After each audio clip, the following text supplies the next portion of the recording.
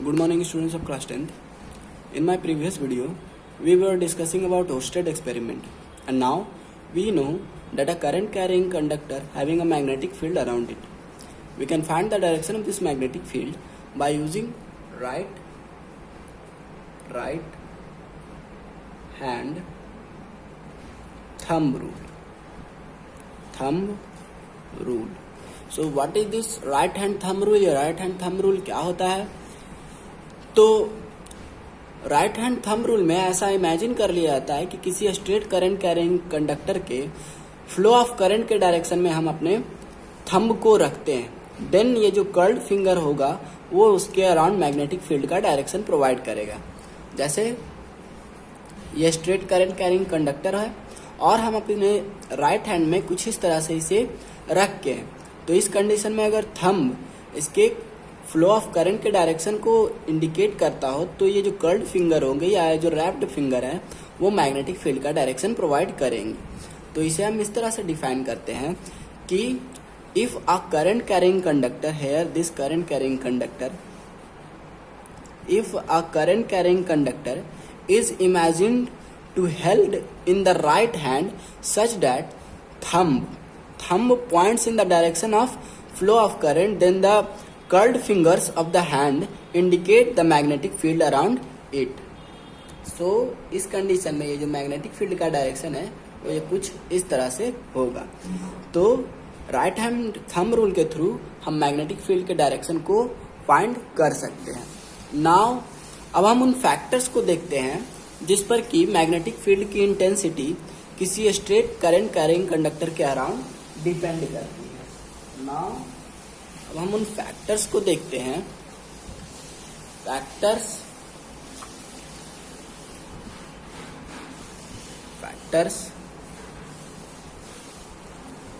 on which intensity of magnetic field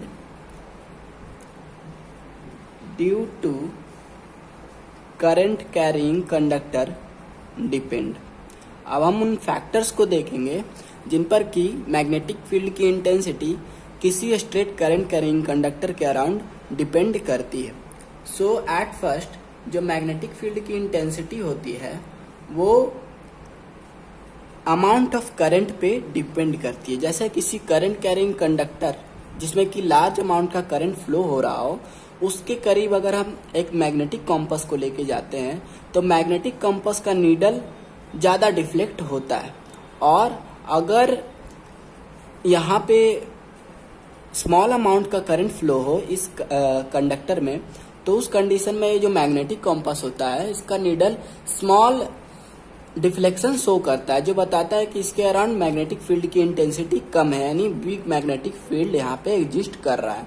तो at first जो magnetic field की intensity होती है वो amount of current flowing through the conductor पे डिपेंड करती है, और ये जो होती है डायरेक्टली प्रोपोर्शनल टू इट होती है। So magnetic field B is directly proportional to the amount of current flowing through the conductor. Means अगर अमाउंट ऑफ करंट ज्यादा होगा तो इसके अराउंड मैग्नेटिक फील्ड की इंटेंसिटी ज्यादा होगी, और अगर इससे होकर के कम अमाउंट का करंट फ्लो कर रहा होगा तो उस कंडीशन में इसके अराउंड मैग्नेटिक फील्ड की इंटेंसिटी कम होगी। नाउ जो सेकंड फैक्टर जिस पर कि ये डिपेंड करता है वो है distance from the current carrying conductor. जैसे कि अगर हम इस मैग्नेटिक कॉम्पस को यहाँ पे रखते हैं तो इस कंडीशन में इसके नीडल में डिफ्लेक्शन कम आता है, लेकिन अगर हम इस मैग्नेटिक कॉम्पस को इसके और करीब लेके आते हैं तो यहाँ पे डिफ्लेक्शन ये ज्यादा शो करता है, विच मीन्स कि यहाँ पे मैग्नेटिक फील्ड की इंटेंसिटी कम है और यहाँ पे मैग्नेटिक फील्ड की इंटेंसिटी ज्यादा है। सो मैग्नेटिक फील्ड की इंटेंसिटी जो होती है वो इसके इनवर्सली प्रोपोर्शनल होती है। मीन्स अगर करंट कैरिंग कंडक्टर से डिस्टेंस ज्यादा होगा तो मैग्नेटिक फील्ड की इंटेंसिटी वहां पे कम होगी, और अगर ये डिस्टेंस कम होगा तो मैग्नेटिक फील्ड की इंटेंसिटी उस कंडीशन में ज्यादा होगी।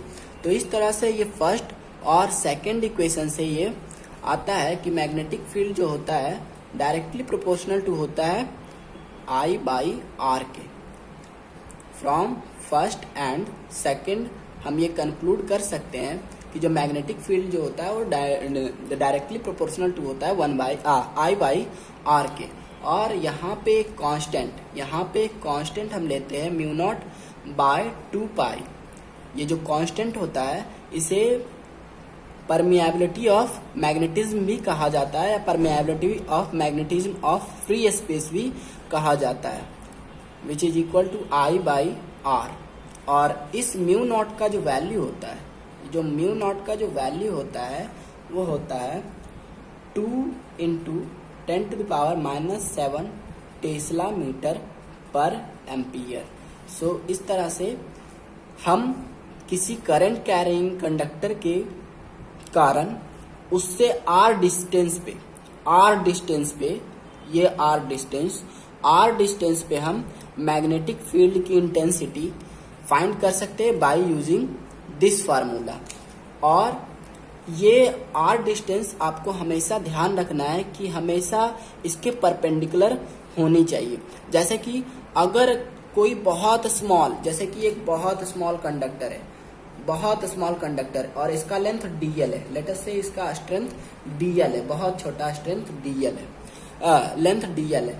तो इस dl लेंथ के वजह से जिसमें कि करंट फ्लो हो रहा है, तो उससे इस पॉइंट A पॉइंट पे मैग्नेटिक फील्ड की इंटेंसिटी क्या होगी, जो कि इससे थीटा एंगल बना रहा। इस dl लेंथ के करंट कैरिंग कंडक्टर से अगर एक पॉइंट A थीटा एंगल बनाता है, तो इस dl length of current carrying conductor की वजह से इस पर जो यहाँ इस पॉइंट पे जो मैग्नेटिक फील्ड की इंटेंसिटी होगी वो कुछ अलग होगी, और उस कंडीशन में मैग्नेटिक फील्ड की इंटेंसिटी जो होगी वो इस थीटा, ये जो एंगल यहाँ पे थीटा है, उस पे डिपेंड करती है। तो हम इस फार्मूला का यूज करके मैग्नेटिक फील्ड की इंटेंसिटी केवल परपेंडिकुलर डायरेक्शन में ही फाइंड कर सकते हैं।